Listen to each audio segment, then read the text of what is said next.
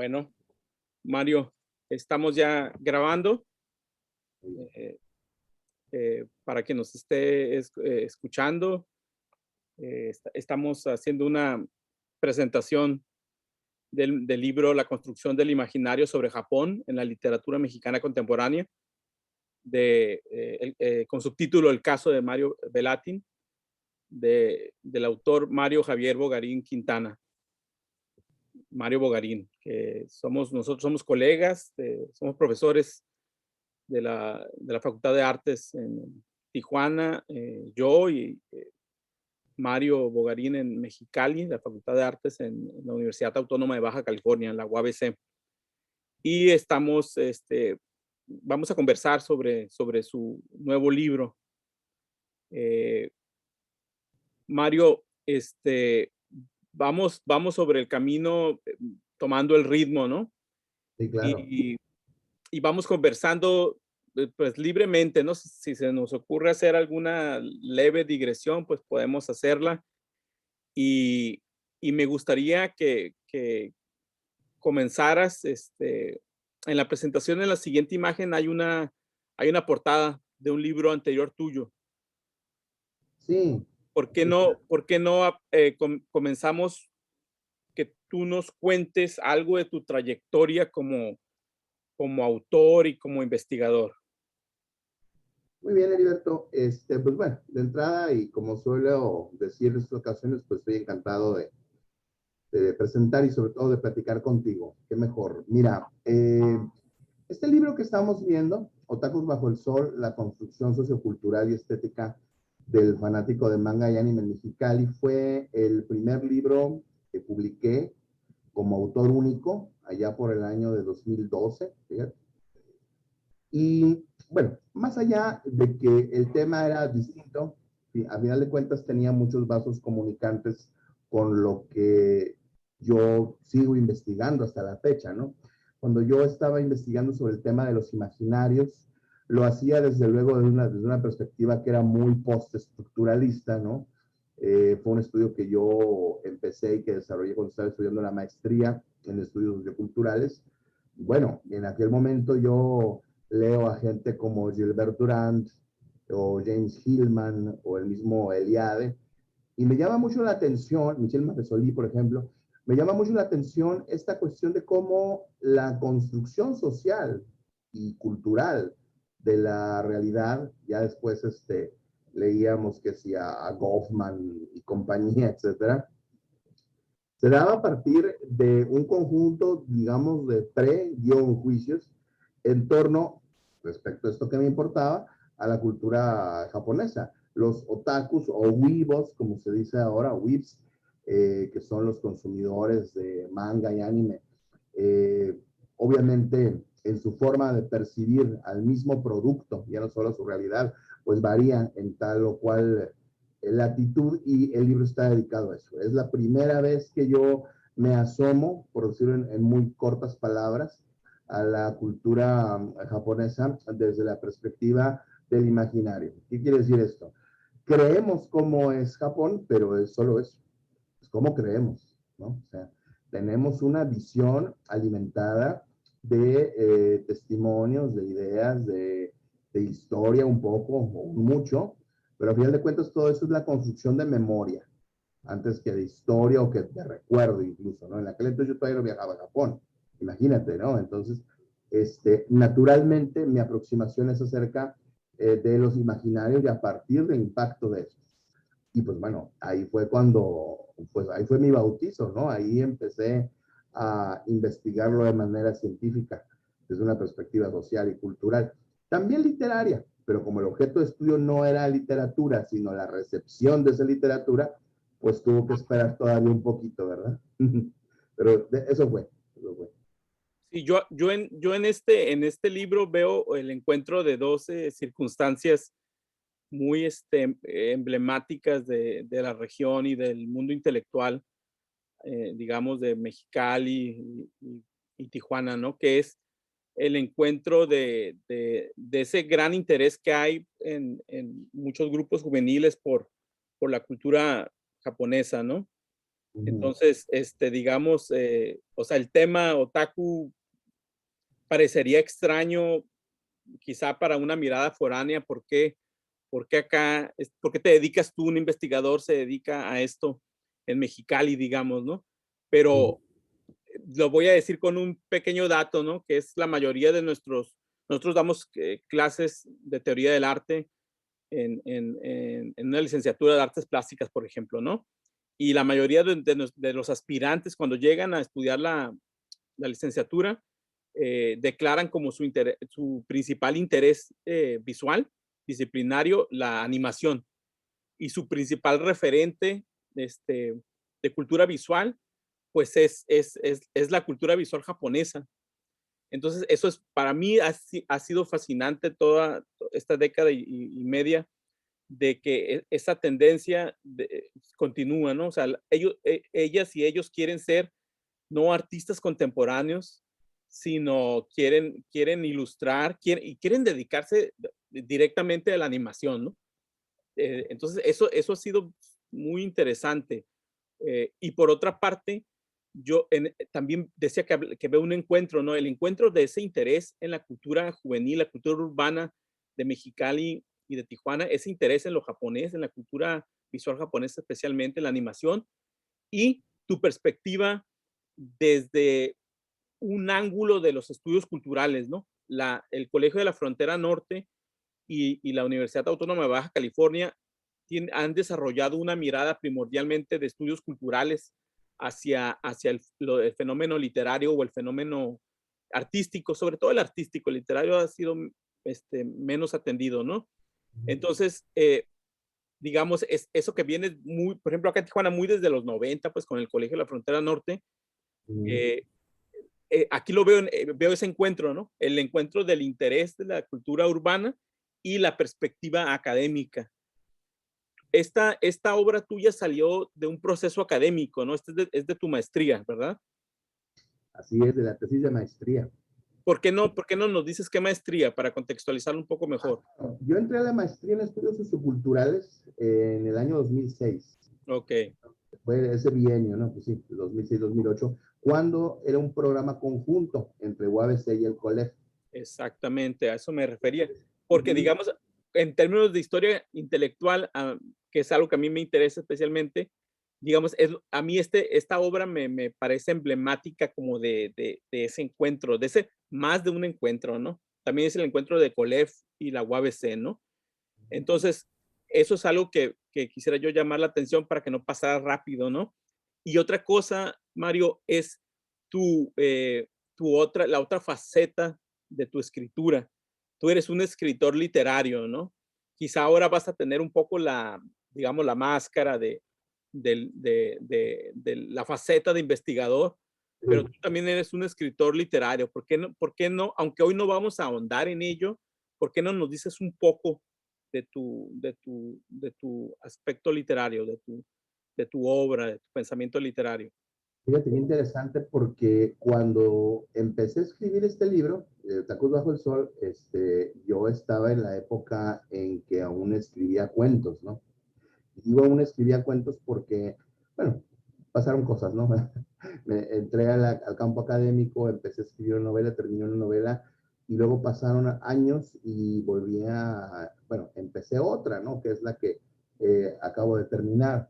Estoy dándole los últimos toques, ¿no? Y en esta coyuntura, vamos a decir, de mi trabajo escritural, yo de alguna manera ya había decidido que lo que yo quería escribir fuera literatura de ficción como de no ficción, ¿sí? Eran historias acerca de cómo los individuos nos construimos una versión o una visión más digerible de la realidad, ¿no? Te doy un ejemplo, a mí nunca me ha gustado la literatura de ciencia ficción. Nunca le he tenido paciencia, no me emociona.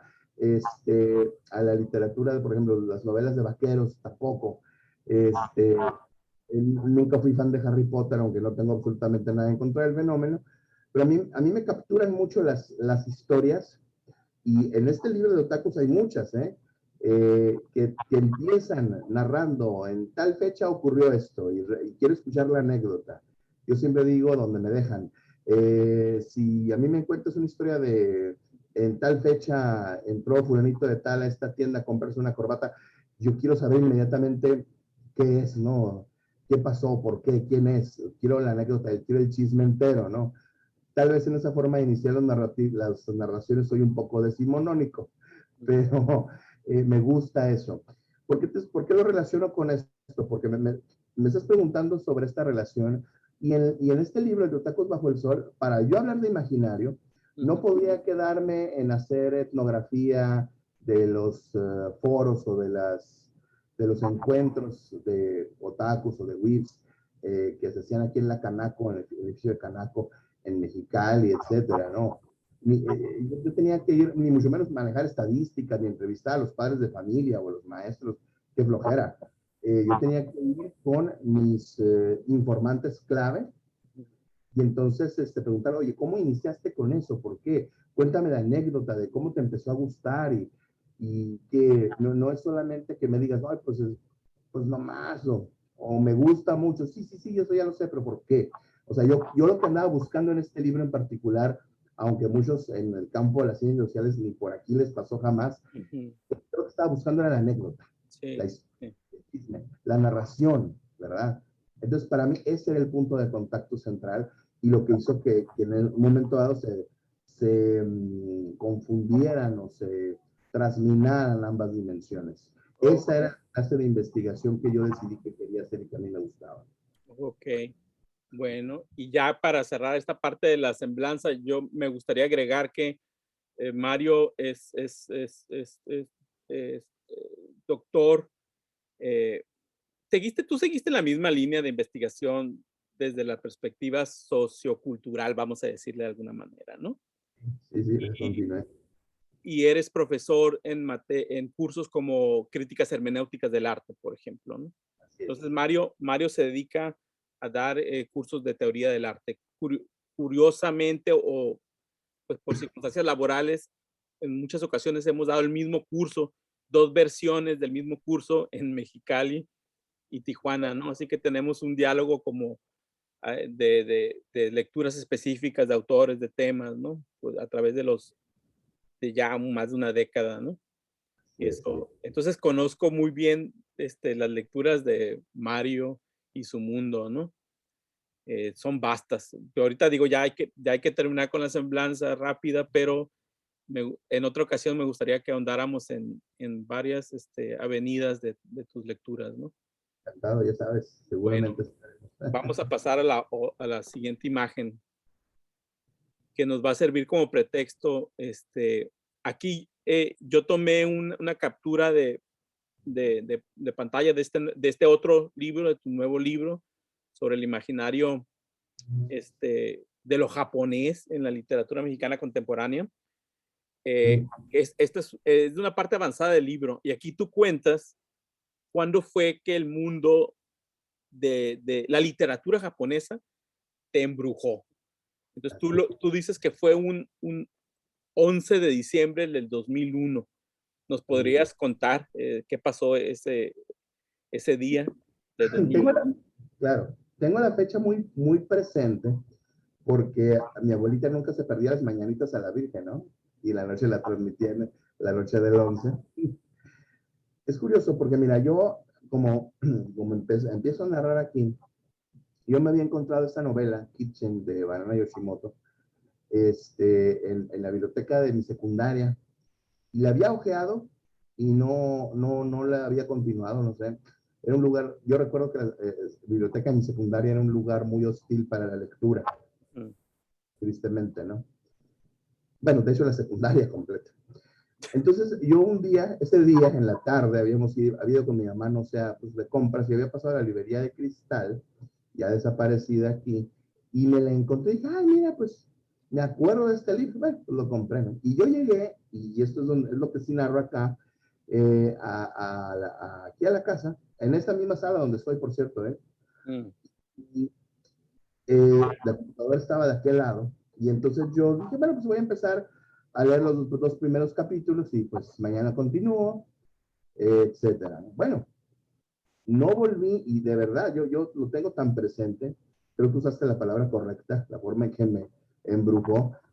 Tengo tan presente el hecho de que yo empecé a leer la primera página y no levanté la cabeza hasta que cerré el libro. Ciertamente tampoco es una novela muy larga, no es Guerra y Paz, ¿verdad? Pero no levanté la cabeza hasta que leí. Y cuando, no sé si desperté, bueno, es correcto. Cuando me di cuenta de eso, no sabía casi ni dónde estaba, no sabía si era de día, no sabía si era de noche, quién más estaba aquí, no sabía si estaba solo, no sabía cuánto tiempo había transcurrido. Eso es básico, ¿no? Y fue una sensación en donde que yo ciertamente pues desconocía porque fue donde yo me sumergí en la historia, porque me atrapó la manera en la cual personas, bueno, era un enfoque orientalista si lo analizamos de otra manera, cómo personas de un país tan lejano podían hacer clic conmigo, o mejor dicho, viceversa, ¿no? Yo nunca había leído ni siquiera un cuento, ¿sí? de literatura japonesa. Me atraía mucho la cultura a través de los medios audiovisuales, desde niño, desde muy niño, pero fue el primer libro japonés que leí. Entonces, a partir de ese momento, y como todo se suele conectar en esta vida, yo empecé a consumir todo lo que había, que en aquel entonces no era tanto, y había muchas ediciones que yo descubrí de viejas editoriales españolas que estaban ahí disponibles en la Biblioteca Central de la Universidad, aquí en Mexicali, y pues toda la sección de literatura pues me la devoré, ¿no? O sea, toda la sección español, una buena parte de las traducciones en inglés, y, y aquí estamos. Ese fue el punto de partida, porque después leía Mishima, leía Murakami, cuando Murakami todavía era de culto y no era bestseller, al menos aquí en español, y porque nomás había un libro traducido de él, y ese fue el principio, o sea, porque yo compartí esta anécdota en el texto porque me parecía bien importante señalar de dónde había salido, porque estábamos hablando del imaginario, pues tenía que revelar el mío también, ¿verdad? Sí, a mí me gustó encontrarme con esta anécdota digamos, de disolución del espacio-tiempo convencional a través de un libro, ¿no? Y cómo de alguna manera es como si se hubiera abierto una puerta, ¿no? Una puerta, una entrada especial a la literatura, no solamente la japonesa, sino a la literatura en general, pero ocurrió con un artefacto, pues, representativo, digamos, simbólico de ese imaginario que después tú ibas a ya analizar, ¿no? Pero que, digamos, este interés que después se volvería analítico sobre lo japonés en la literatura mexicana, comenzó con una experiencia un tanto mística, ¿no? O directamente mística, mágica, ¿no? De que no sabías dónde estabas y parecía que todo se había disuelto a tu alrededor y quién sabe cuánto tiempo llevabas leyendo y dónde habías estado durante ese tiempo de la lectura, ¿no? Vamos a pasar a la siguiente imagen. En estas imágenes que seleccioné para conversar contigo, me pareció importante poner a Tablada, ¿no? Al inicio, porque tú te ocupas al inicio de tu libro que va a desembocar en el análisis muy pormenorizado de obras de Mario Bellatin, pero el libro va a comenzar con haciendo un recorrido sobre lo japonés en la literatura mexicana, sobre todo de final, o sea, sobre todo el siglo XX, quiere decir, pero también tomas un poco de finales del siglo XIX, ¿no? Entonces, en este umbral, pues Tablada es quizá la figura clave, ¿no? Tú me vas a corregir si crees que Rebolledo o Tablada son las figuras tutelares o cuál es la figura tutelar para ti. Pero bueno, aquí está Tablada. ¿Qué nos puedes decir de la relación de Tablada, este poeta vanguardista nacido en México? ¿Qué nos puedes decir de su relación con Japón? Fíjate que es muy interesante porque todavía hasta la fecha los lectores medianamente informados sobre la influencia de la cultura japonesa en la literatura mexicana, lo señalan, lo presentan como la figura señera antes de paz, por supuesto, en términos del acercamiento de la literatura mexicana, específicamente la poesía, fíjate, claro, hacia Japón. De verdad se han dicho muchas cosas, se han dicho hasta incluso que nunca fue allá, incluso, pero entre que sí que no, entre todas las historias, hay finalmente un interés entablada por, de alguna manera, conectar, no una cultura, en mi opinión, sino un conjunto de motivos propios del haiku y de su estructura, obviamente, con, con las métricas más clásicas que pues se seguían escribiendo en México, claro, todavía a principios del 20. Hay, por supuesto, una influencia de las vanguardias ya, obviamente, de esa época. Hay una influencia de Rebolledo, naturalmente, porque son contemporáneos, en realidad, pero sus visiones son muy distintas. O sea, Tablada piensa desde el movimiento vanguardista, de los surrealistas, de los futuristas, etcétera, y de muchas maneras, pues, Rebolledo todavía quiere escribir como Goncourt, ¿no? O sea, todavía trae la herencia del afrancesamiento porfirista.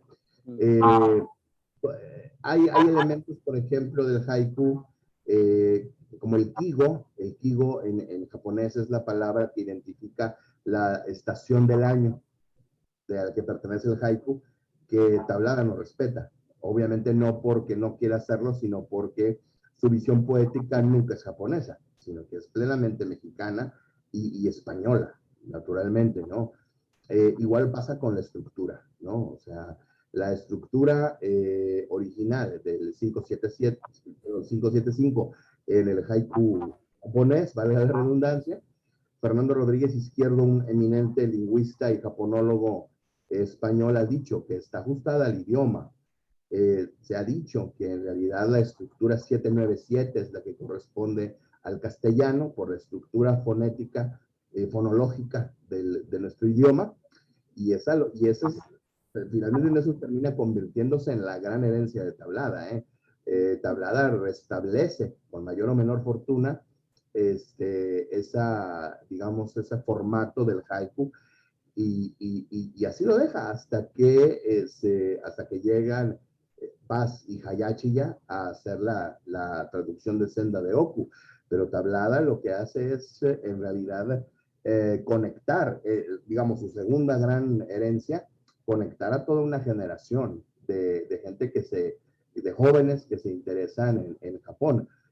Ya en una época, ojo, en que a Rebolledo nadie lo leía.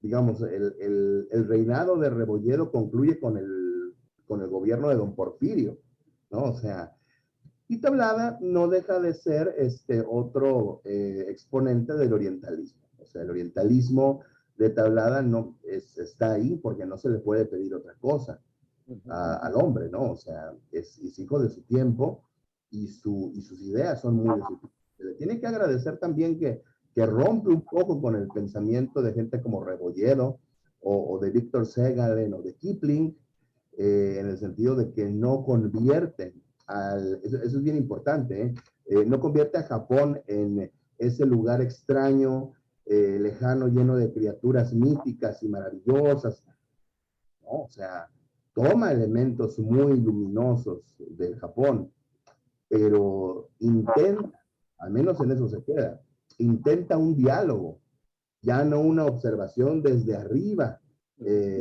etnológica, peor aún, ¿no? Y colonialista, por lo tanto, sino que al menos intenta un diálogo con lo que encuentra en la cultura japonesa tradicional, obviamente. Y también uno de sus logros es haber convertido este interés exotista, sin duda, en una fuerza morfológica que transformó al verso, a la poesía en español. O sea, sí, no es como un turismo temático No, no. o una imitación que no resultó, pues, artísticamente, sino que logra crear una forma, logra logra trastocar la forma poética, ¿no?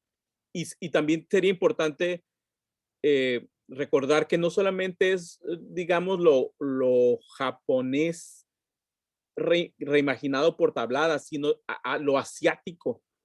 Claro. O sea, es como la dupla de su imaginario sobre China y sobre Japón, uno de los elementos que transforma a la poesía vanguardista suya, ¿no? O sea, incluso la visualización podría ser eso tendríamos que estudiarlo más a fondo y seguramente ya hay hipótesis de esto, pero yo lo que he Claro. leído todavía no lo he sentido suficientemente contundente para decidir cómo estos imaginarios se transformaron en una forma visual y también sonora, ¿no? A nivel de lo sonoro, que sin eso es imposible entender la vanguardia de Tablada, ¿no?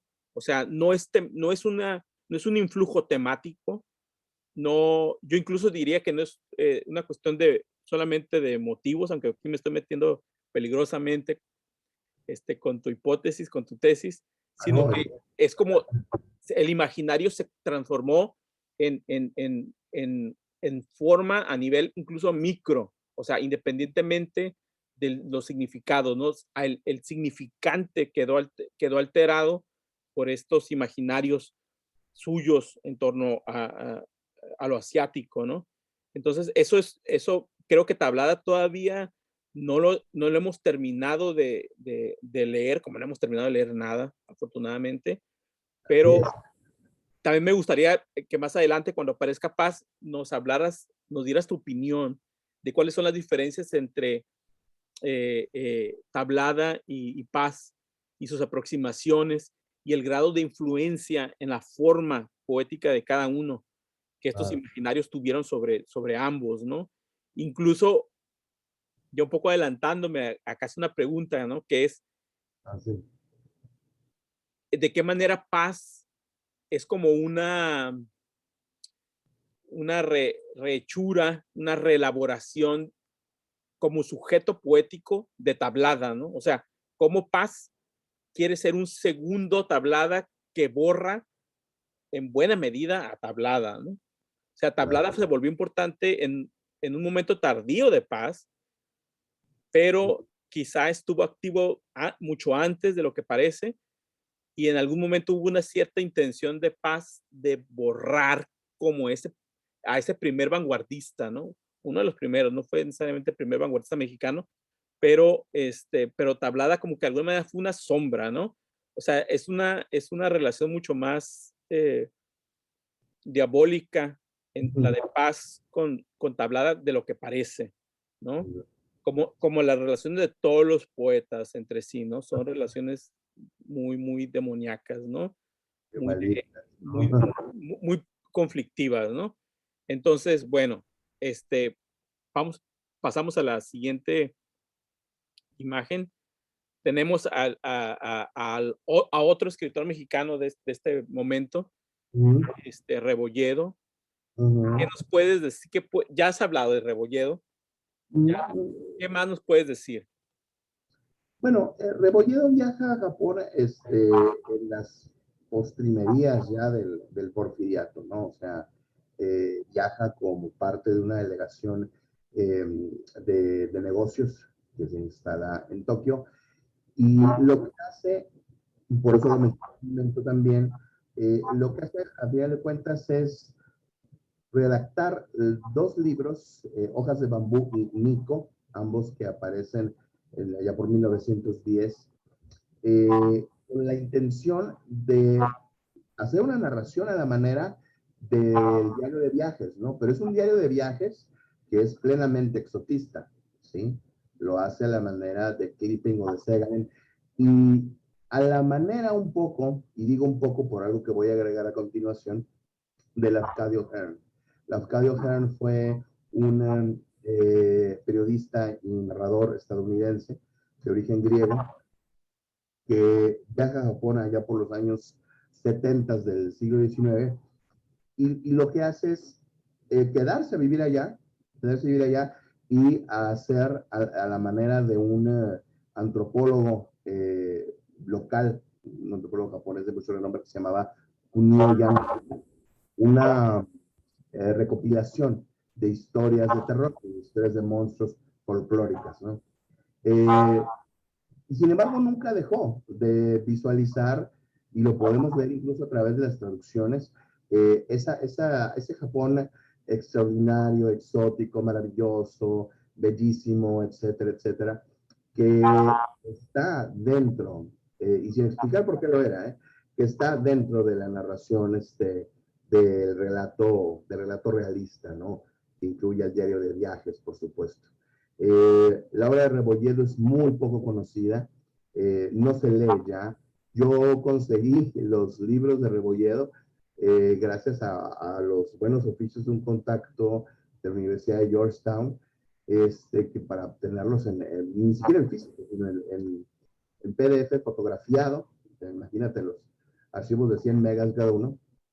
Y ese fenómeno en sí me llamó la atención porque habla de un autor que escribió para narrar cómo un mundo extraordinario, un mundo lejano, podía ser eso, podía ser contado, podía ser derivado de la experiencia viajera de un hombre que, bueno, pero es que eso es tan distinto a lo que hay allá de donde vengo, y esa premisa no se acaba, no se ausenta ni por una página a lo largo de toda la obra. Cuando hablo de toda la obra me refiero a sus 2 libros y a rimas japonesas también, a su otra pieza lírica.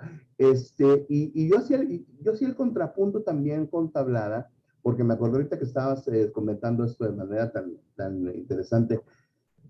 Tablada de alguna manera dejó, por ejemplo, en un día, en sus poemas sintéticos, dejó un catálogo de imágenes poéticas inspiradas por el haiku y por el tanka, por el 57577 y por las estructuras japonesas tradicionales, que sin duda fue aprovechado por Paz. Ahorita vamos a hablar de eso, por supuesto, pero que nació de este intento de diálogo genuino, bañado por la pátina del exotismo, qué duda cabe, pero genuino, como de alguien que no veía hacia abajo a una cultura tan extraña, tan diferente, ¿no?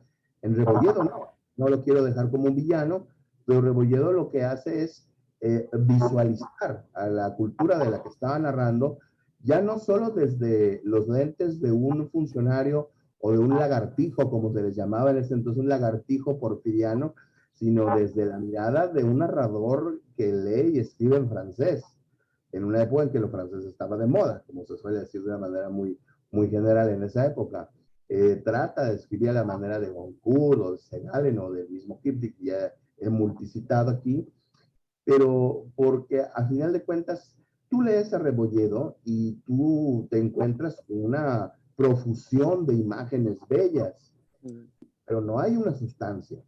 ¿Sí? O sea, no hay una sustancia que te haga empatizar con estos personajes, porque no hay personajes. ¿Qué quiero decir con esto? Están los sujetos que interactúan en la narración que se le quedó en la cabeza grabada a Rebolledo, pero no hay una construcción psicológica a ningún nivel. ¿Sí? Entonces, hay una descripción del Fujiyama, de los templos de Nikko, de las hermosas mujeres, de las glicinias, de la ceremonia del té, pero no hay un conflicto. Hacia los diarios de viajes hay conflicto, aquí no. ¿Sí? O sea, y entonces a mí me sirvió en esta primera parte o segunda parte de la obra, digamos, contrapuntear esta visión de Tablada con la de Rebolledo, aun cuando, a propósito, paso más tiempo hablando de Rebolledo que de Tablada o que de Mapresarse. ¿Por qué? Porque lo que encontramos después, por ejemplo, en Tablada y en el mismo Paz, que nunca dominó el japonés, pero que realizó esa revisión poética de la traducción cruda de Hayachiya, eran ya empresas bastante nobles en comparación con el simple vaciado de experiencias, ¿sí? En Rebolledo. Claro, Rebolledo hace escribe, perdón, las primeras novelas, vamos a decir, japonesas de nuestra literatura, pero lo hace desde la perspectiva total del gaijin o del extranjero, ¿no? Y sin embargo, esa visión aporta ya varios elementos o varias constantes y tópicos en la tradición de Prop, ¿sí? Que vamos a encontrar en la literatura mexicana sobre Japón en adelante. Sí, en otra ocasión sería muy interesante que discutiéramos cómo ocurre esto que señalas, ¿no? Digamos, decías, la falta de contenido, ¿no? Sí, claro. Me parece, provocador que digas esto, ¿no? O sea, me gustaría ver cuáles son cuáles son, qué está pasando para que ocurra esa, digamos, para que se vuelva fenómeno eso etéreo, pues, ¿por qué aparece o sea, por qué se desaparece algo? Qué es lo que desaparece? Y sobre todo a lo que iba es, ¿qué es lo que hace que desaparezca? Eso que tú de alguna manera le estás reclamando a Rebolledo, ¿no? Como una carencia, estás creo que criticando o señalando un vacío. Entonces sería interesante que examináramos cómo ocurre ese vaciamiento y qué es lo que produce ese vaciamiento. Y yo intuyo que uno, no sé, cosas que uno critica, luego aprende a amarlas al entender cómo ocurrieron, ¿no? Entonces, no sé, Mario, yo aquí con Rebolledo, me quedo, vamos a dejarlo pendiente la discusión, Muy bien. pero me parece muy interesante tu observación. Me gusta como provocación para una relectura, ¿no? Y una lectura a nivel de la forma, ¿no? Que es creo que es la más importante siempre. Bueno, Mario, Bien, pasamos claro, a la imagen de Maples Arce. así es. Vamos, quizá, será acelerando un poco el ritmo porque falta, Claro, pero ¿qué ves tú en Maples Arce? ¿Cuál sería la aportación de Maples Arce a toda esta exploración de lo japonés en la literatura mexicana del siglo XX? bueno, Maple Sarce, pues recordamos que era parte del grupo de los estudiantistas, ¿no? Luis Mario Schneider tiene un libro fundacional, ¿no? Sobre las investigaciones en torno a este grupo, a Maple Sarce, a Arqueles Vela, etcétera. También para no hacer el cuento largo, mira, la la aproximación y apreciación de Maples-Arce a la cultura japonesa se da de una manera muy parecida en la forma o en el procedimiento, digamos, a la de Rebolledo, ¿sí? Viaja a Japón, parte de una misión, etcétera. Pero lo que él hace es abandonar, no sé si decir abandonar sea lo más correcto, pero al menos en contraposición con lo que acabamos de ver en Rebolledo, esa visión, no exotista porque él sigue siéndolo, pero sí esa visión, digamos, maravillada, sorpresiva y sorprendente de lo japonés, y lo que hace es hacer digamos, un recuento de algunos fenómenos que le atraen bastante allá. Ya es la época de las vanguardias, esto también hay que tenerlo muy presente. Ya es la época contemporánea, la de Tablada. Y algo que yo digo aquí al margen es que, por ejemplo, yo a Tablada no lo estudié a profundidad para mi obra, porque como no era tanto narrativa, pues lo hice a un lado, esperando abordarlo después. Y Maplazarse, como no era específicamente narrativa tampoco, yo lo ubiqué todavía como el último eslabón de esa tradición más clásica, podríamos decir, o más, digamos, rudimentaria de las aproximaciones literarias a la cultura japonesa, porque él lo que hace es compartir algunas experiencias acerca de las personas, de la comida, de las compras de chácharas en los mercados en Japón, etcétera. lo hace desde una visión que hoy en día sabemos que es exotista. Pero es exotista la manera, y aquí yo hacía siempre mi comparación allá cuando iba cada semestre al Colegio de Michoacán, donde estudié el doctorado. A mí me recuerda muchísimo a Gerardo. O sea, Lascano Eugenio es un hombre que se quiso comprometer, y reitero, que se quiso comprometer con Japón, aprendiendo todo lo que pudo el idioma. Una japonesa, teniendo hijos japoneses, escribiendo, hasta se cambió el nombre, se puso un nombre japonés, Koizumi Miyake. Y puede ser que no es extremo, pero con un intento de cambio de sensibilidad que lo hizo Maplesarse. Para mí la aportación de Maplesarse es intentar, y de una manera que a mí me parece más convincente que la de Rebolledo, una aproximación sincera, genuina, a algunas cuestiones de la sociedad japonesa, y en un momento dado, con un poquito de suerte, hasta convencer a sus contemporáneos acerca de lo que podíamos encontrar allá. Eran los años 20, el país iba saliendo de una revolución, o sea, la estructura del sistema político estaba renaciendo todavía para convertirse en el partido hegemónico. Muy poca gente estaba interesada en Japón, pero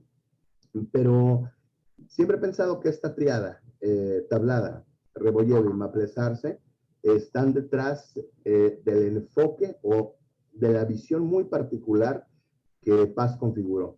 Y por eso es que Paz es el siguiente milestone, ¿no? Es decir, el siguiente punto central o eje que impacta en el, vamos a llamar, en el japonismo mexicano.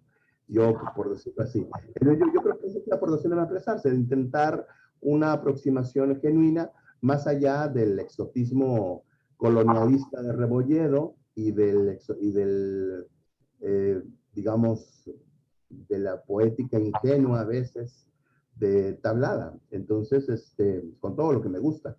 Y entonces, pues vaya, se cierra esta etapa, se cierra esta visión y nos enfrentamos ya al resto del siglo con un enfoque en donde, por ejemplo, es impensable, no hablo de ahorita, 2021, hablo de los años 50, donde ya es impensable una aproximación siquiera parecida como la de Rebolledo. Ok, entonces pasamos a Paz, que digamos, para los 60 y ya hay ya ser japonista o ser japonólogo es una manera de ser escritor mexicano vanguardista o ser un escritor, o sea, es una manera de ser escritor mexicano, ¿no? Lo cual es muy interesante, o sea, ya hay una tradición clara del interés en el imaginario japonés como un elemento central de la configuración del escritor mexicano, cierto tipo de escritor mexicano, ¿no? Y Paz o Sergio Mondragón, digamos, para pensarlo en los 60, por ejemplo, son dos variantes de esa continuación, de esa, yo diría etopoética, no solamente etnopoética, ¿no? La etnopoética japonista, japonóloga mexicana, y también la etopoética, o sea, la forma en que se convierten en sujeto poético, la forma en que se convierten en escritores, la forma en que se imaginan a sí mismos como escritores. Y entonces Paz es, digamos, hoy es quien se lleva el trono, ¿no? de esta etnopoética y etopoética en torno a lo japonés. Entonces, antes de que comiences, Mario, mi pregunta es, ¿cuáles son las similitudes y diferencias? O mejor dicho, más malévolamente, ¿cuáles son las apropiaciones? Y ¿cuáles son las apropiaciones que Paz hace y sus intentos de superación hegeliana de Tablada, Maplesarse, especialmente ellos dos, ¿no? ¿O crees que Paz estaba pensando en Rebolledo también? Tú dime. En una primera interpretación así muy atrevida de mi parte, yo diría que no, en cuanto a eso último, pero verás por qué. Yo tengo una teoría muy personal que no plasma en mi tesis. pero pues nunca es tarde, ¿verdad? Para escribirla. A ver, yo no me imagino el chopo de agua de Blanco de Octavio Paz sin el viejo estanque donde salta la rana y hace ruido el agua de Basho, ¿verdad? Un ejemplo. Yo hice un momento. Claro. Tablada deja para la posteridad un catálogo, yo lo veo así, de imágenes que vienen del haiku tradicional. Él lo leyó en traducciones inglesas, naturalmente. Las traducciones, particularmente de Arthur Wally, finales del 19, claro, y principios del 20. Pero algo importante es que él reconfigura, estoy hablando de tablada, reconfigura esas visiones, todo ese conjunto de imago en la obra, en un día de poemas sintéticos en particular, y en Viaje a Japón, naturalmente, en lo general. Y no me cabe hasta la fecha duda alguna de que naturalmente Paz toma estas imágenes y las reestructura según sus propias necesidades, porque evidentemente Paz no es un poeta que se deba completamente a la tradición occidental, particularmente a partir de Blanco, incluso, repito el ejemplo. Eso lo podemos ver con cierta claridad. Paz, cuando está en Japón como representante, como funcionario entre 1953 y 55, entra en contacto con el haiku, pero también con la tradición poética budista. Y hablo particularmente de la rama Zen, de la vertiente Zen. Y su relación con Hayashi ya Eikichi, lo mismo que con Sakai Kazuya, que era argentino y trabajó en Vuelta y en Plural, etc. E hizo sus propios ensayos incluso sobre el mismo Paz, ¿no? Le permiten tener una visión muchísimo más amplia acerca de cuál es la dimensión mística de esa poética, para poder él mismo pensar en una etopoética, como tú mismo lo acabas de comentar. Paz no se va a conformar, no podría haberlo hecho con repetir, digamos, la dinámica estructural en Rebolledo y valerse de ese exotismo, porque incluso, no porque fuera una cuestión de moda, incluso para alguien, para una mente como la de Paz, eso le sabría muy poco. Paz necesitaba utilizar una serie de motivos, primero, que tuvieran movimiento propio, segundo, que fueran metáforas en sí mismas, y tercero, que obedecieran a una tradición espiritual. Y él encontró esas tres cosas, no solo en la poesía japonesa, sino en la poesía china. Recordemos El signo y el garabato, uno de los primeros libros que yo leí de Paz y que habla acerca de cómo esta estructura semántica, sin él conocer el idioma, sin él dominarlos, pero tenía una plasticidad propia. Y eso él lo sabía, aunque no entendiera japonés o chino. Y cuando Hayashi ya se pone a hacer la traducción, digamos, cruda del japonés de Senda de Oku, Paz le da forma poética. O sea, esa forma poética no se le debe al japonés, a Hayashi ya, sino a Paz. Entonces, volviendo, bueno, continuando con la línea de lo que me preguntabas, Paz consciente, y me atrevo a decir que inconscientemente, le debe a Tablada primero el enfoque. ¿Cuál es el enfoque? Bueno, ¿cuál es la forma de conducir una temática que Paz no había explorado antes? Si lo leemos en sus primeros poemarios, o incluso en Águila o Sol, etcétera, y lo contrastamos con lo que vino después de los 50, encontramos una serie de transformaciones en las que yo no voy a cometer el error de decir que hubo un solo parteaguas, pero que sin duda le deben mucho a esta transustanciación, me atrevería yo a decir, ¿no? Y es algo que Paz ya no va a dejar, ya después se va a interesar más, al menos en cuanto a las veces que vuelve, ¿no? En la India, bueno, fue embajador allá, pero le va a interesar muchísimo esta cuestión, además esta cuestión de los juegos de la sombra. Hay en Paz una referencia a la luz y a la sombra que se potencian a partir de la poética que genera desde los años 60. Y eso no voy a decir que se lo deba solo a Tanís aquí, sino que es algo que está presente en muchos momentos de la literatura japonesa, de la poesía japonesa tradicional. La oscuridad, la sombra, no es necesariamente en la cultura japonesa la muerte o la desaparición o la erosión. En todo caso es la dimensión humana de la erosión, de lo que está oculto, de lo que está incompleto.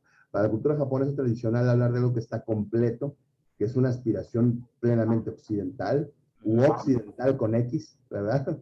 Es algo impensable, o es algo al menos muy aburrido. Los japoneses piensan, yo pongo algunos ejemplos en el libro, los japoneses piensan en términos de que algo que está incompleto o que ha sido erosionado por el tiempo, por las dos cosas, es intensamente humano. Yo no puedo, cuando yo leo la poesía de Paz, yo no puedo dejar de pensar en eso. O sea, es una imagen que se me aparece constantemente. Yo creo que amerita otra tesis, ¿verdad?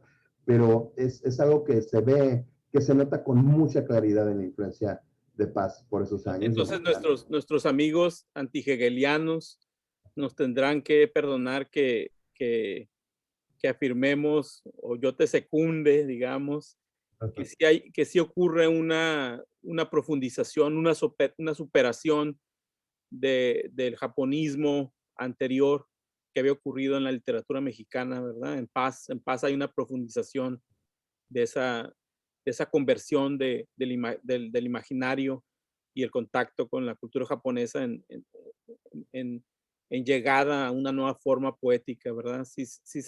Yo, sí, también. o sea, ocurre algo que no había ocurrido antes, ocurre algo más profundo, más también de mayor extensión, de mayor duración en el tiempo y que también tiene mayor influencia sobre otros, ¿no? Porque la relación de Paz con Japón se transforma en la relación de otras generaciones de escritores y escritoras mexicanos con Japón, ¿no? Que también sucede con Tablada, por supuesto, pero estaríamos mintiendo si dijéramos que Japón es importante en mucha literatura mexicana por Tablada. Sería muy bueno poder afirmar eso, pero sería falso, ¿no? Japón es muy importante en la literatura mexicana, muchas veces más por Paz, ¿no?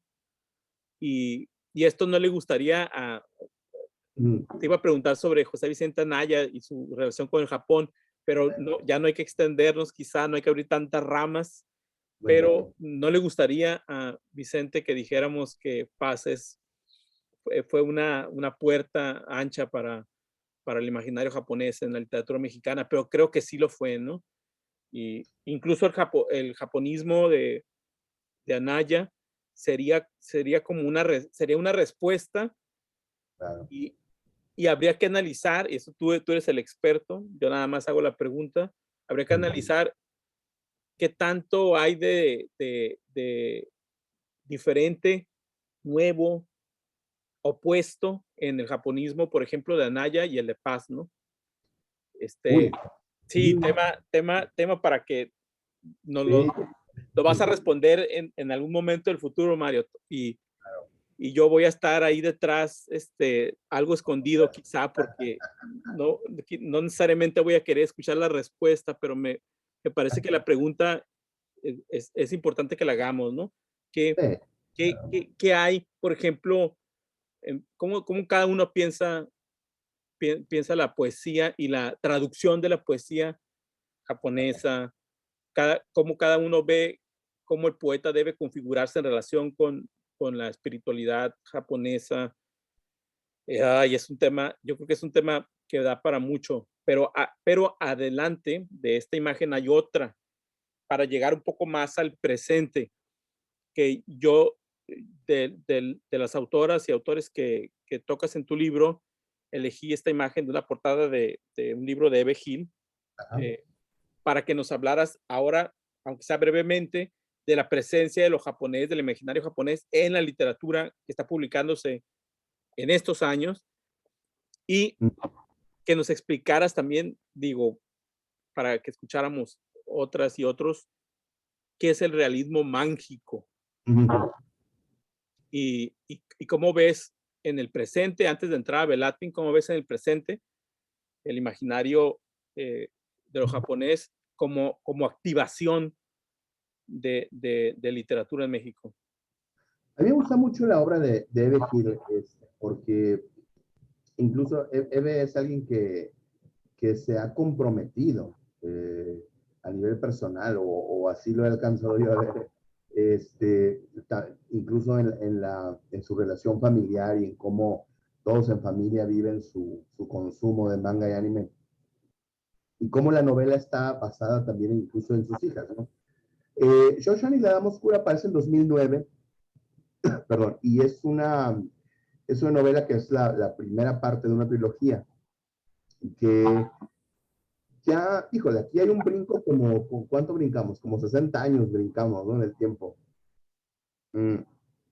Porque ya es 2009, ya son las redes sociales, ya es el consumo masivo de cultura japonesa por parte de grandes segmentos sociales. O sea, el tema ya se ha transformado tanto que podemos hablar amplísimamente, pero yo me reduciría al punto de cuando habla de realismo mágico, más allá de un recurso mercadotécnico, a mí me parece el poner algunos elementos surrealistas, por supuesto, de la novela fantástica al servicio de un conjunto de motivos japoneses. Están cada uno de ellos vinculados de muchas maneras al manga y al anime, pero también a la historia japonesa tradicional. Y a mí me parece que es un equilibrio muy bien logrado en la obra de Eve. Contra lo que pudiera parecer, no es una novela infantil o juvenil, o no es una novela ligera.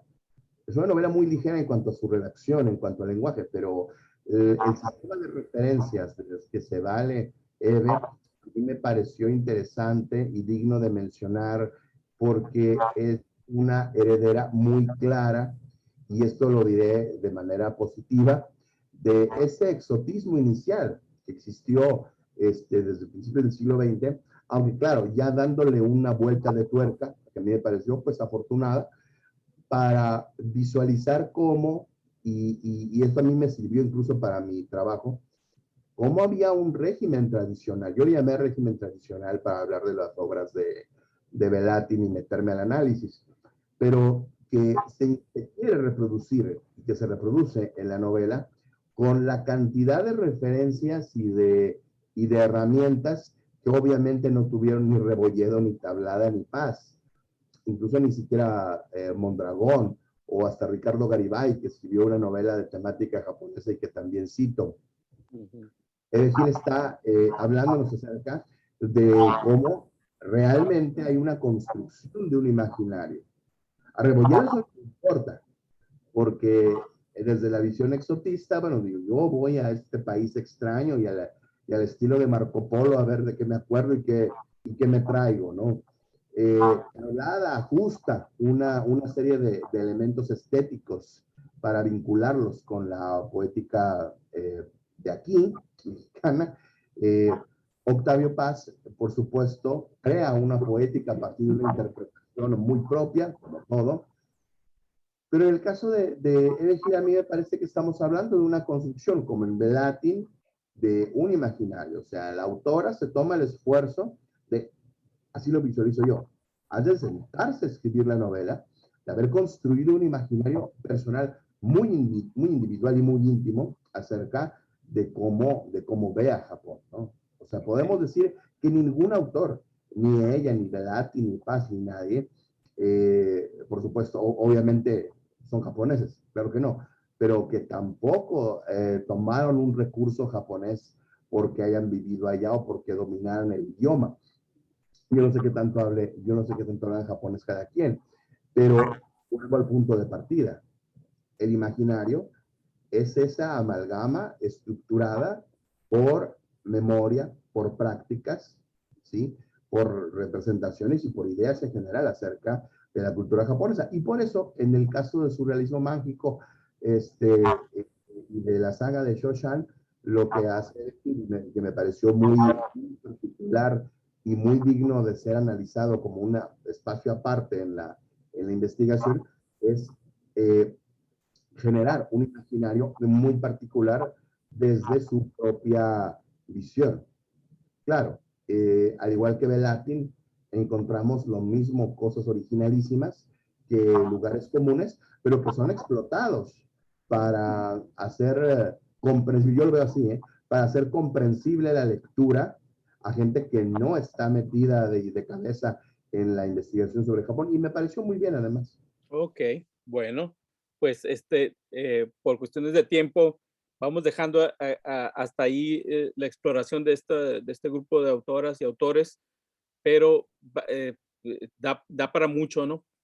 Hay muchos aspectos que no hemos tocado, por Claro, ejemplo, las crónicas de Tablada o su interés en su colección, ¿no? De cultura visual japonesa, etcétera. De cada uno podemos decir mil cosas. Solamente lo señalo por si alguien que mire este video quiere seguir investigando, decirle que hemos solamente tocado una primera puerta de cada uno de estos autores y su relación con Japón, ¿no? Que es mucho más amplia en cada uno por de ellas y supuesto. ellos, ¿no? Entonces, aquí hice una captura de pantalla del índice de tu libro, que es un libro electrónico, no lo hemos mencionado. Y bueno, lo podrá ver en detalle quien observe el video, pero a grandes rasgos hemos cubierto una mitad del libro, digamos, o una primera parte del libro.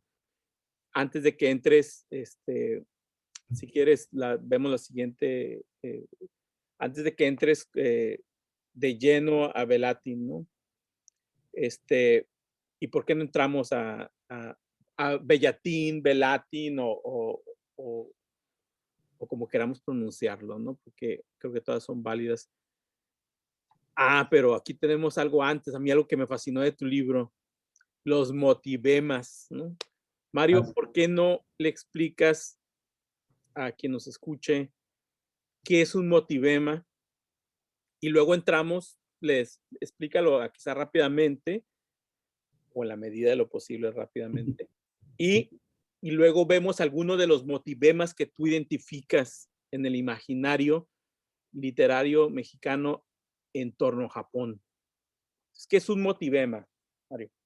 sí, bueno, de entrada, conceptualmente esto es algo que le resultará familiar a los lectores de la obra de Vladimir Prop, naturalmente, que son los motivemas, que son los grandes, digamos, acontecimientos o motores o detonantes de la acción dentro del relato, ¿no? Cuando pensamos en la, digamos, estructura de, de todo lo que es concomitante o relacionado, que forma parte de la red detrás de un motivo literario, pensamos en que estas son detonantes de la acción.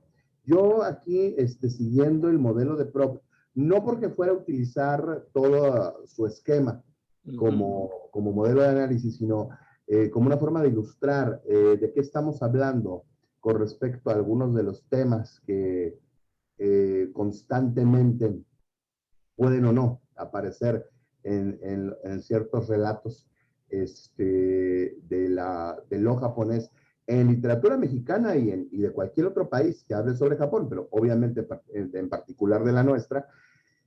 Pues yo hice este listado de varias acciones o de varios motivos que están detrás de ciertas narraciones que aparecen en muchos momentos del corpus, vamos a decir, que comento con cierta brevedad. ¿Me dejas leer cuatro? ¿Me dejas leer cuatro para dar un Claro, ejemplo por supuesto.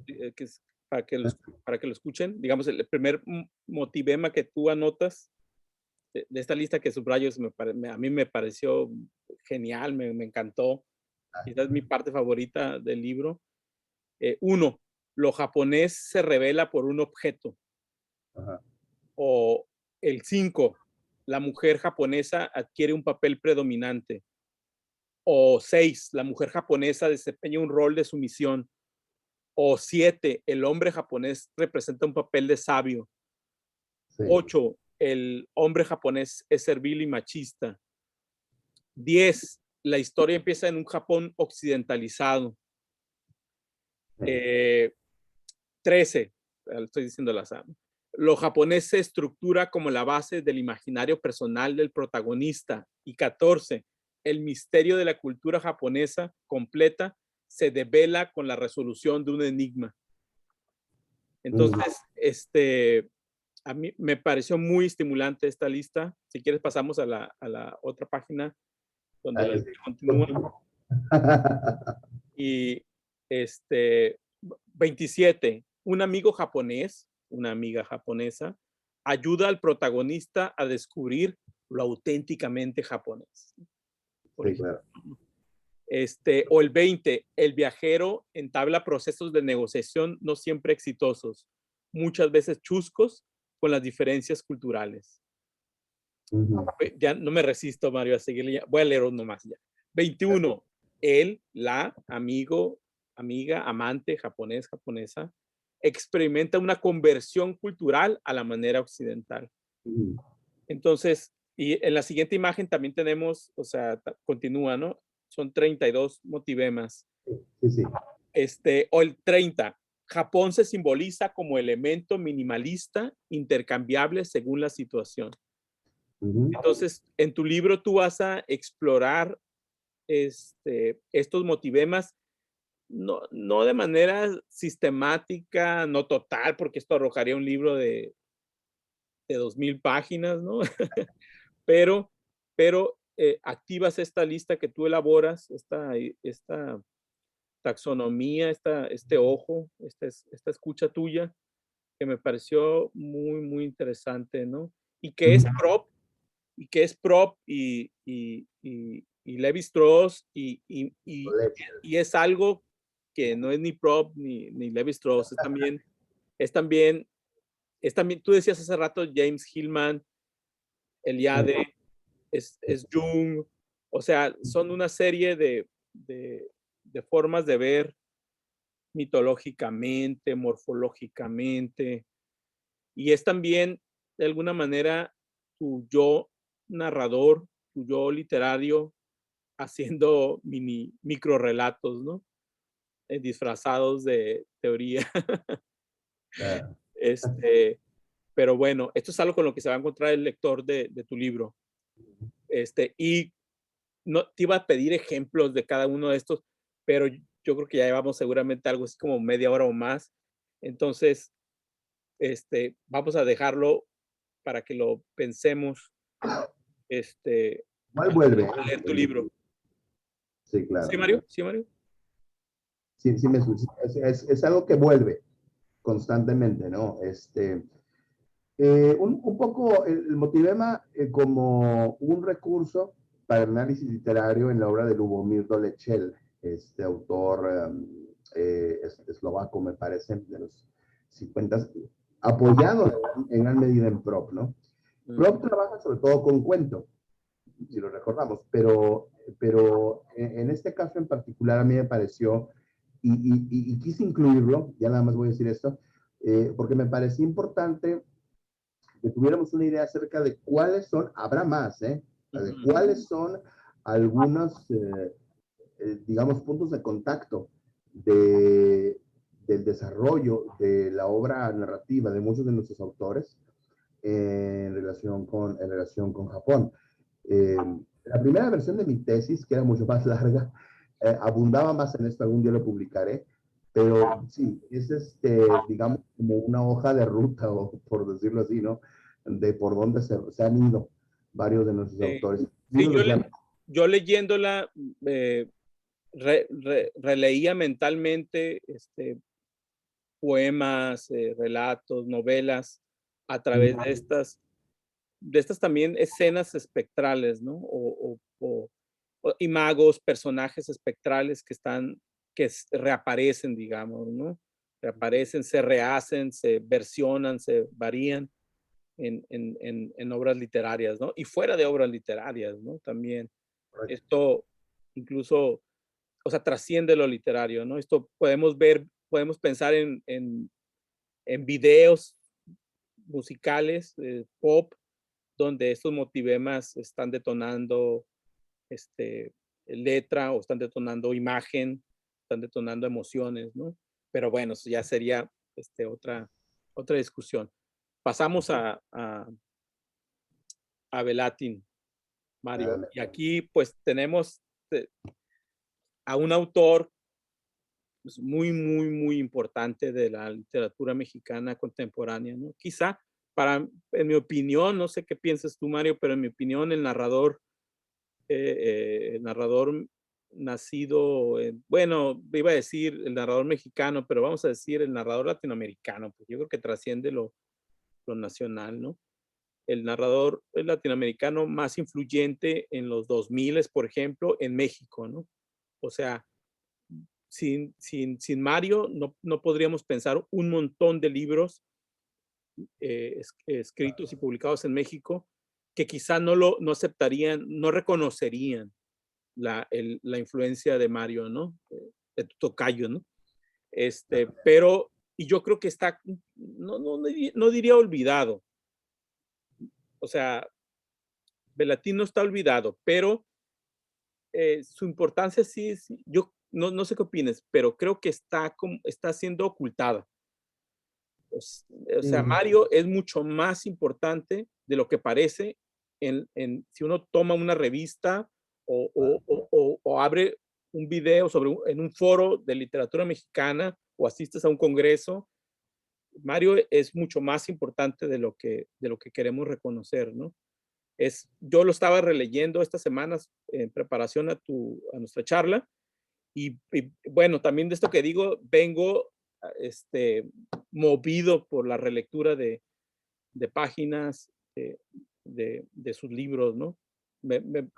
Hace tiempo que no lo leía, fácil unos 3, 4 años que no leía una sola página suya y me pareció mejor que nunca. No solamente sobrevivió la relectura, sino que me impactó, me influyó mucho más de lo que había hecho en el pasado, ¿no?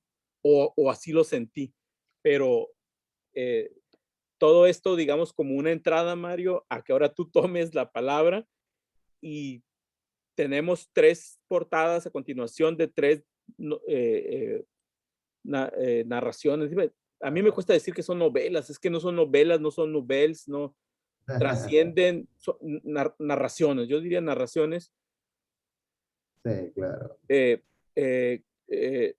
Y también antinarraciones, ¿no? Antinarrativas, metanarrativas, no sé cuál sería ya la palabra, pero tenemos 3 libros suyos, al menos, y que tú ya nos comentes libremente qué es lo que ves en Velatin, qué es lo que tú estudiaste de su obra en tu libro, y en general te expandas, ¿no? Porque quizá el lector podría averiguar, o sea, podría leer tu libro, pero quisiera que ahora tomaras la palabra y nos hablaras para ti qué significa este escritor, bueno, este escritor latinoamericano, me corrijo otra vez. Claro. Mira, como fue Velatin el eje central, el tema, pues, de mi investigación, yo tengo que visualizarlo desde las propias condiciones de la producción de su obra, porque obviamente tiene unos libros más, es un autor consagrado que sigue teniendo vigencia, aunque ciertamente se encuentra, así lo he sentido yo también, oculto. No sé qué tan voluntariamente a veces, no sé qué tan por obra y gracia de las propias circunstancias, pero yo tuve que delimitar el corpus a estas 3 novelas que yo me atreví a bautizar como la trilogía japonesa para objetos de mi propia investigación, pero que me llama la atención que pertenecen a una misma década. El jardín de la señora Murakami, Suki Nagaoka, una nariz de ficción, y biografía ilustrada de Mishima en 2000, 2001 y 2010, respectivamente. Como yo intentaba hacer una investigación acerca de los motivemas, los resortes o las estructuras internas de esa aproximación a la cultura japonesa. Yo me decidí por Belatin porque en mi juicio, en mi propia, digamos, en mi propio corte de caja, ya una vez que hice todas mis lecturas anteriores, desde, desde Rebolledo, o incluso desde Gutiérrez Nájar, en un cuentito que tiene del siglo XIX, por supuesto, que sería, por su xenofobia, sería impublicable hoy en día, hasta la actualidad. Yo planteé la hipótesis, y de ahí surgió toda mi investigación, que me llevó 4 años y medio, de que Belatin era el único de esos autores que no solamente ajustaba su aproximación a la cultura japonesa hacia una narrativa que era evidentemente en castellano, en las circunstancias de producción de un autor afincado en México, que tiene una trayectoria, etcétera, etcétera, etcétera. Sino que mi hipótesis y mi apuesta arriesgada fue siempre que, haciendo un lado a toda la tradición literaria mexicana anterior que yo analicé en mi libro de investigación, era el único autor que, voy a decirlo de una manera muy coloquial y muy caricaturesca, el único autor que escribía como japonés. ¿Sí? O sea, un autor que era capaz de hasta de generar una neolengua al servicio de esta recreación de lo japonés. Yo siempre hablo de lo japonés y lo pongo entre comillas, si te has fijado en mi texto. ¿Por qué? Porque, bueno, es una hipótesis muy arriesgada y digo, bueno, pues ¿cómo le voy a hacer para comprobarla? O para brindar elementos para al menos que el lector, empezando por mi director de tesis, ¿no? Pero para que cualquier lector tuviera una, digamos, una forma de ilustrar mis acertos, ¿no? Mis aseveraciones. Y la investigación consistió en eso, ¿sí? Una investigación doctoral que consistió en meterme en las tripas del texto, claro. Y a mí se me ocurrió, desde la teoría postestructuralista en Durand, y valiéndome de del análisis literario en Dolechel, que yo cité en la parte anterior que estábamos leyendo ahorita, para crear algo que yo llamé los dos regímenes, el régimen ambiental y el régimen tradicional. Yo aposté a que todos los autores anteriores que formaban parte de mi corpus, incluido Rebolledo, incluido Paz, sea como sea, estaban ubicados siempre en un cuadrante, que era el régimen tradicional.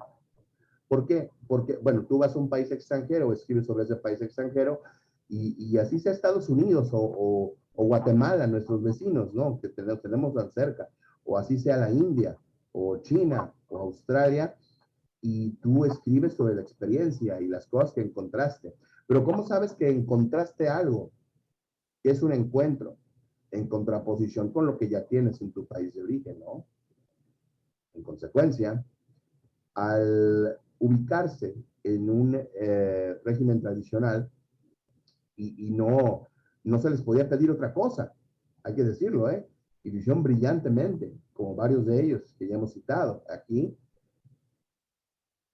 Limitan, vamos a decirlo en el mejor sentido de lo posible, si es que eso es posible, el enfoque y la proyección de toda la narrativa o de la poética que nos ofrecen y que nos ofrecieron también. Lo que yo encontré en Belatin en un principio y que me animó a atreverme a esta investigación doctoral fue esa relación, claro, ubicación y con el régimen tradicional donde nos están contando una historia japonesa, ¿sí? Un autor latinoamericano, pero en donde aparecía además un régimen ambiental, un conjunto estructural de referencias, motivemas, acciones, lenguajes, neolenguajes, que nos hacían sentir que estábamos en Japón. Rebolledo podía hacerlo. Y sí, estábamos en Japón, sí, sí, con las geishas y con el emperador, y bien suave, no, todo muy bonito, muy exótico. Pero sabíamos, no podíamos perder de vista que era un autor que incluso se parecía más a he dicho a Goncourt que a Gutiérrez Nájera, ¿no? Pero ahí estaba. Yo aposté a que con Velatin no pasaba esto. ¿Por qué? Porque Velatin desarrolló un régimen ambiental que yo defino en la obra, junto con el tradicional obviamente, como aquel espacio que es desplegado en la narración, que nos permite sentirnos dentro del espacio japonés tradicional, naturalmente, pero que además tiene la gracia de sacarnos, por decirlo así, de las coordenadas a las que estamos acostumbrados pensando en que, bueno, estoy en Japón, me tienen que ocurrir cosas japonesas, ¿no? Sin embargo, aunque hay cosas japonesas, por decirlo así, hay cosas que le pasan a todo el mundo, donde el autor deja que los personajes operen de una manera como cualquier otra, ¿eh? De una manera en la que no necesiten la intervención de un régimen tradicional japonés para que podamos entenderlo como japonés. Yugaro Garibay tiene, por ejemplo, una novela donde un muy guapo, de moda, actor de cine, viaja a Japón y tiene una relación con una japonesa y la japonesa abre y le explica, mi familia no va a estar de acuerdo con nuestra relación, bla, bla, bla, bla, bla. Ok, ahí está hablando el personaje japonés, ahí está hablando Japón y está muy bien. Pero si no tuviéramos las coordenadas japonesas, podríamos decir, bueno, qué chiste, esta novela la pude haber escrito en México con una mujer mexicana, con una mujer gringa, con una mujer portuguesa que conoce, etcétera, y no habría cambiado nada, ¿no? Porque hay un régimen tradicional que está hablando para que haya una identificación, digamos, para que haya un self desplegado, se diría en ciencias sociales, ¿no? Aquí lo que ocurre es que de repente podemos estar leyendo a Velatin y podemos leer a Dasa o a Kutagawa o a Natsume o a Kawabata, no solo porque sea un gran escritor de latín, sino porque realmente lo que leíamos en Kawabata, por ejemplo, eran historias que acontecían a gente japonesa, pero con independencia de que fueran japoneses o no. ¿Me explicó? La posibilidad de presentar un régimen ambiental que incluía, por eso era de ambiente, por eso te metía en un ambiente a la cotidianidad, ¿no? O sea, de repente, de repente nos quita Velatin esa coordenada donde nos dice, esos son japoneses haciendo cosas japonesas. Y no, señor, o sea, están haciendo cosas que cualquiera haría. Y desde un lenguaje propio, ¿sí? Que está más allá del pie de página, aunque en las novelas usa varios, más allá de la referencia culta al Japón tradicional, o no tan culta, que se vale del exotismo y del lugar común, etc. A mí me interesó mucho y me apasionó bastante el poder identificar la manera en que Velatin hacía uso de eso que llamar del régimen ambiental, porque dije, bueno, de repente hay un momento en la página cuarenta y tantos, por decir un ejemplo, de la novela de El jardín de la señora Murakami, donde nos interesa la señora Murakami y lo que hace, no porque sea Murakami o porque sea japonesa, sino porque quiero ver qué sigue después. Ya no me importa dónde estoy. Y eso es una variación, un cambio de tonada muy notorio en relación con todo el resto del corpus, ¿no? Ya después vino, por supuesto, el identificar los diferentes componentes, los diferentes ingredientes que hacían operar internamente, porque ese fue el otro reto. ¿Cuáles son los resortes internos que hacen operar y moverse y fluir el régimen ambiental y aquellos que hacen moverse y operar y fluir al régimen tradicional? O sea, la parte central de la investigación iba más profundamente todavía. Y en el análisis de texto, eso es lo que es la misión que yo emprendo, ¿no? Ok, Mario, yo tengo una pregunta para ti en este momento, porque la tuve durante la lectura y escuchándote la recordé. Tú, además de, digamos, el efecto de absorción que tú describes que produce lo velatinesco, por llamarlo de alguna manera, lo japonista, japonológico a la velatín, además de esa absorción, de ese interés en lo narrativo, anecdótico, esa empatía, esa sensación de que estamos en un mundo japonés. Por otra parte, ¿no crees que hay también una especie de comedia, parodia, humor permanente de, de, de Belatin acerca del japonismo, del orientalismo en general? ¿No, no hay también como una estrategia de, pues eso, una estrategia humorística, como una, una forma de recordarnos el grado de artificio y de falsedad y falsificación, de, yo diría, pseudo etnopoética, o sea, de manera voluntaria, deliberada por parte de Belatín? O sea, no solamente hay mecanismos de absorción o un efecto de absorción, yo me sorprendo riéndome, burlándome de la literatura al leer a Belatín, o sea, entonces, Claro, digamos, lo que quiero es que saquemos ese otro lado de la moneda de claro, su claro. obra, que es también, es que aquí para mí se conflictúan o se contradicen cosas que funcionan muy bien, ¿eh? No contradicción como en un sentido negativo, sino que, por ejemplo, yo percibo que hay una relación religiosa de Belatin con estos mundos, con estos imaginarios, con estas esferas espirituales. Hay una relación religiosa genuina. O sea, él está escribiendo sobre esferas sagradas para él, Sí. creo yo. Y quizá él, si escuchara esto, se reiría de mí, ¿no? No creo, pero podría ser, ¿no? Pero junto con esa relación religiosa con estos objetos imaginarios, con estas entidades imaginarias, con estas escenas, Ujú. también hay una relación satírica, una relación cómica, cruel, de metanarrativa, de cómo él está citando orientalismo para, para exhibirlo, para deconstruirlo, para usarlo, pero de una manera muy irónica, ¿no? Hay mucha ironía, Por eh, supuesto. escondida a veces en su estilo anestético, ¿no? Aparentemente neutral, distante, ¿no? Pero, ¿tú qué ves de esta otra parte? Además de ese escritor que genuinamente escribe como un japonés, por decirlo de alguna manera, ¿no? O que llega a crear el efecto de que estamos leyendo Ujú. literatura extra guión japonesa, japonesa extraterritorial, extemporánea, como queramos llamarle.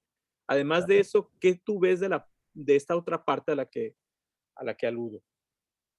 Sí, O no existe en tu lectura. Dime. claro que existe, y eso es lo que hace, mira, eso es lo que hace muy, para mí, muy digerible siempre la obra de Belatin. Yo he conocido gente con opiniones muy respetables que dicen que no le entienden a Belatin, ¿no? O sea, que es aburrido, que es arcano, ¿no? Misterioso. La forma en la que yo siempre me he enfrentado a la obra de Belatin ha sido mediante el humor. Y eso es algo que me viene precisamente porque cosas de la vida. La primera obra que yo leí de Belatin fue Shiki Nagaoka, Una nariz de ficción, el año en que salió, precisamente en Sudamericana. Y yo dije, bueno, pues, ¿qué es esto? Porque yo primero, tú te encuentras una serie de fotografías a las láminas centrales y bueno, es que este es todo un documento, me explico, histórico, etcétera, pero es una gigantesca y deliciosa y recalcitrante broma. Ujú, Y eso es algo que a mí me fascinó desde el principio. ujú, Eh, y que está presente en todo Belatino. Bueno, en el caso de estas tres novelas que yo abordé para el estudio, hay que mencionar algo. Yo recalqué varios momentos el tema de la neolengua porque hay palabras japonesas que parecen pero que no lo son, que no forman parte del idioma. Y hay recursos a tradiciones japonesas que tampoco existen, ¿sí? Y ujú, eso para mí, dije, cuando yo leí eso y conecté las dos neuronas y me di cuenta de que estaba ahí presente en el texto este enorme fenómeno humorístico, vamos a llamarle, satírico, brutalmente satírico. Dije, esto es lo que yo quiero estudiar, porque yo empiezo de manera cronológica con El jardín de la señora Murakami. Y hay detalles acerca de la vida tradicional previa a la Segunda Guerra Mundial en Japón, que, pues, bueno, los leemos en Dasa y en Akutagawa, ya le he dicho, en Ogai, Mori, etcétera, pero que están transformadas o que están, ¿cómo decirlo? Pues eso, rehabilitadas de acuerdo con la visión humorística de Belatin. Los cuentos, supuestamente los cuentos tradicionales que le contaban a los niños cuando eran pequeños, pues no forman parte, digamos, del canon de Kunio Yanagita, por ejemplo, o de Shern, o al menos yo nunca los encontré. Hay palabras japonesas, ya lo repito, que no forman parte del idioma, y hay tradiciones que pues este, cuando se descubre que el señor Murakami es un viejo sátiro que vende, que tiene un tráfico de venta de pantaletas usadas y eso era la destrucción de la relación y el desprecio de la familia, pues en realidad está haciendo una enorme sátira de una serie de leyendas urbanas japonesas que no pertenecen a esa época, sino a los 80s, 90s, es un ejemplo, ¿no? Y en Chiki Nagaoka, Una nariz de ficción, pues lo único que no vemos en la novela es la nariz, ¿sí? A pesar de que a cada rato la menciona. Pero el interés de presentar, y eso es algo que también quería mencionar, la historia como parte de un gran documento histórico, como ocurre con Murakami, como ocurre con Mishima, la primera y la tercera novelas, no me refiero a los autores obviamente, es eso, o sea, Biografía Ilustrada de Mishima es la historia de qué vio la cabeza de Mishima después de que se la cortaron. A partir del 25 de noviembre de 1970, ¿qué hizo Mishima? Ay, pues ya estaba muerto. No, señor, aquí vamos a ver realmente qué ocurrió. Y entonces, ese sentido del humor, por decirlo de una manera lo más redonda que se me ocurre, es lo que hace, lo que activa de muchas maneras al régimen ambiental. ¿Por qué? Porque el régimen tradicional, y no quiero ser totalitario en esto, muchas veces depende de que nos tomemos en serio, de que nos creamos donde estamos. Yo recuerdo pocas novelas tan solemnes, solemnísimas, como Memorias de una geisha, de Arthur Golden. Sí, porque es la historia severa de cómo vivían esas mujeres, etcétera, sí. Y la novela es muy buena, bueno, a mí me gusta mucho. Cumple con los requerimientos de la narrativa bestseller gringa, pero aquí no, o sea, aquí lo que tenemos es que esa seriedad con la cual se construye el régimen tradicional se complementa y permite la existencia con el régimen ambiental. ¿Por qué? Porque ¿dónde ocurre lo gracioso, lo divertido, lo entretenido, lo cotidiano? ¿Sí? No forma parte de los anales de la tradición en singular, sino que forma parte de una estructura ambiental donde actuamos todos, donde formamos parte de la cotidianidad, donde tiene lugar obviamente la acción narrativa, ¿sí? Y donde se vuelve creíble este sentido del humor para que podamos entenderlo como una parte integral incluso del lenguaje, ¿no? Cuando Shiki Nagaoka se vuelve monje y tiene que tomar ciertas provisiones especiales para que la nariz no se le caiga en el plato de avena o de lo que estaba comiendo, esas previsiones son graciosísimas y ocurren precisamente para hacer creíble una dimensión tradicional, que es la que se echa a andar, por ejemplo, el ejemplo que a mí se me hace más concreto en el libro, pero no el único, a nivel paratextual, diría Janet, son las láminas, son las fotos, supuestamente de Nagaoka, ¿no? Igual con la cabeza cortada de Mishima, que va por todo Tokio, haciendo desmanes, porque la historia, que es presentada en dos planos, que la perspectiva de la cabeza, o la de Mishima, y la historia y la proyección de qué ocurrió después de la decapitación, no solo son complementarios, sino que precisamente por ese manejo del absurdo es que podemos acceder a una, digamos, a una narración que por un lado se vuelve muy japonesa. ¿Qué quiero decir con esto? Esa parte, esa dimensión del espectáculo, de la muestra, de qué ocurrió después del katanazo con el que le cortan la cabeza a Mishima, tiene una estructura muy parecida a cómo se van dando las situaciones de la reencarnación del personaje principal en la tetralogía del Mar de la Fertilidad de Mishima, ¿no? Después de su muerte, Mishima renace, pero renace desde una perspectiva surreal completamente, pero muy operativa, como ocurría en las novelas que conformaban la tetralogía. Y en pocas palabras, es enorme, es enorme. No lo abordé como se merecía porque ya yo llevaba como 527 páginas, pero yo lo trabajé obviamente acaban de editarme a principios de año un librito que lleva por título Teratologías del Texto, ya te imaginarás desde el nombre, y que es ahora sí que la aplicación del método que yo propuse en la obra sobre cada lexía, diría Roland Barthes, en SZ de Belatin. Entonces, ahí es donde ya puse digamos, en rotación tanto los motivemas basados en Dolechel, de los que hablamos hace rato, como esos elementos de la estructura tradicional y ambiental. Ok, una pregunta así a quemarropa. ¿Qué, qué, qué verías que creció del imaginario de lo japonés en la literatura mexicana en Belatin que no estaba en paz? Esta pregunta yo sé que a lo mejor te cae de sorpresa, pero ¿qué se agregó? ¿Qué ocurrió que fue nuevo? Bueno, y se oyó el cof cof, ¿verdad? Mira, yo lo primero que quiero mencionar, lo primero que se me ocurre, porque creo que es muy evidente, no por mi libro, sino si leemos a Belatin, es precisamente esta cuestión de la construcción del espacio ambiental. ¿Sí?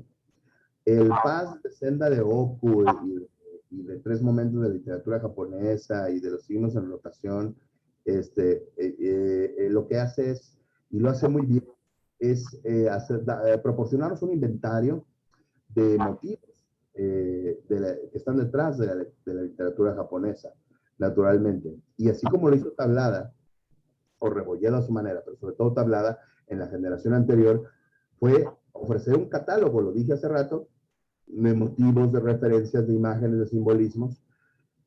Paz lo hizo a la N potencia, la temática japonesa la elevó al rango de tema legítimo, me parece incluso, en la literatura mexicana. Y lo que hace Belatin, como una aportación todavía, no digo superior a, pero por encima de Paz en el tiempo, es básicamente el crear bueno, yo intenté exponer ese recetario, ¿no? Pero integrar, digamos, una serie de ingredientes y modo de preparación de una estructuración ya, ahora sí, plenamente japonesa, ¿no? Más allá, digamos, de la aproximación propia de Paz. Entonces, como que, de alguna manera, algo que no lo escribí así, pero como que fue el hacer más redonda esa aportación, o ese imaginario, sí, que fuera diminuto, sombrío, pero todavía prometedor en Rebolledo y en Tablada, ya estructurado como tal en Paz y armado ya de manera más realista y más narrativa en Belatin. ¿Te parece si ponemos la última imagen? Es una captura de la primera página de tus conclusiones. Y yo, ¿podrías leer esa parte o ese párrafo, podrías leerlo? O si quieres yo lo hago, como tú me indiques. Entonces, bueno, si es que yo leo. En la estética de Mario Bellatin distinguimos una dimensión teratológica que orienta el sentido de su fantasía. Ese sentido es el de la forma, como ventana, de nuevo está presente el motivo de espacio, al apercibimiento de realidades alteradas. Para expresarlo de otra forma, la preeminencia que tienen lo monstruoso, lo exagerado, lo asimétrico y lo incompleto. Sí, me gusta mucho tu formulación. Y también aquí yo me quedé pensando muchísimo a través de tu libro, me quedé pensando mucho y me gustaría que dejáramos la primera imagen con la portada de tu libro, por si alguien quiere, ahorita le indicamos cómo buscarlo. Este, Este, eh, me, me quedé pensando mucho también en la lectura política que podemos hacer de Bellatin, ¿no? Me quedé, al hablar de lo incompleto, lo monstruoso, etcétera, lo abierto, lo inconcluso, es, y es imposible no pensar en la violencia mexicana, es imposible no pensar en, en el México de finales del siglo XX y este principio del siglo XXI. claro. Y cómo de manera elusiva y alusiva, este, eh, en el más literal sentido, de modo paródico, de modo como un canto paralelo, este, se puede leer la obra de Bellatin como una especie de radiografía de México y la violencia contemporánea, ¿no? O sea, cómo hablar de México, cómo escribir, perdón, cómo escribir de México sin jamás decir México, quizá en muchas de sus páginas. Cómo describir su imaginario sobre los mexicanos, su experiencia literaria con su país, sin tener que decir México o sin tener que usar situaciones o personajes mexicanos, por ejemplo, en estas obras donde aparentemente estamos en otro lugar y en otro repertorio.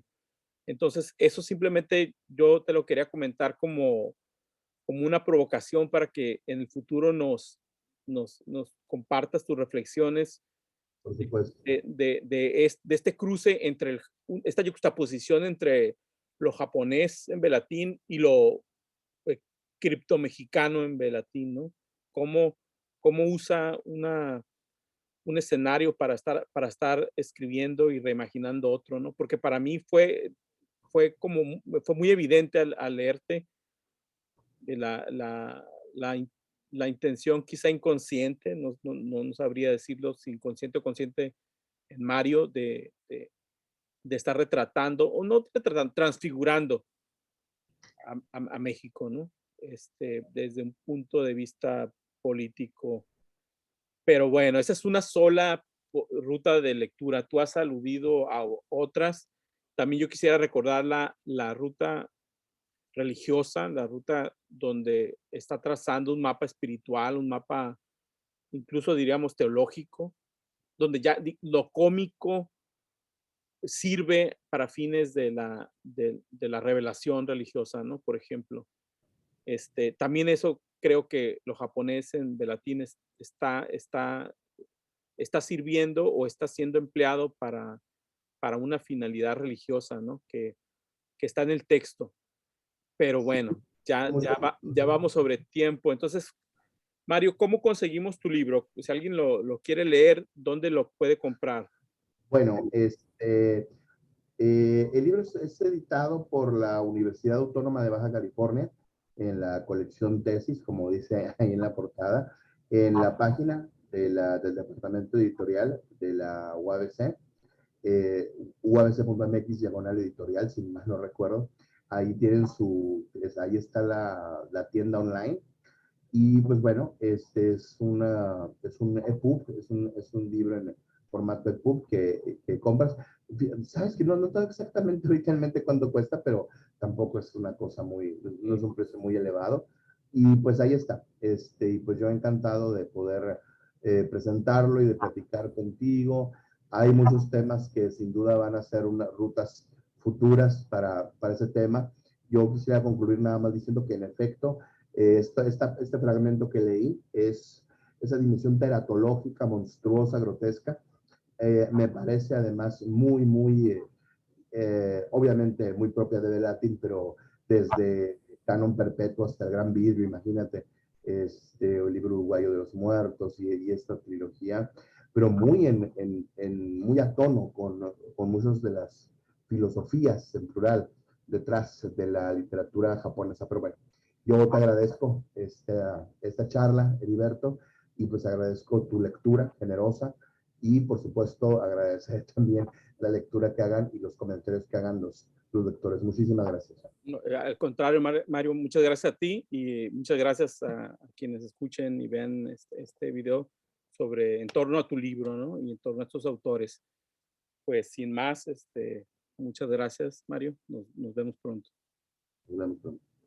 Muchas gracias a todos.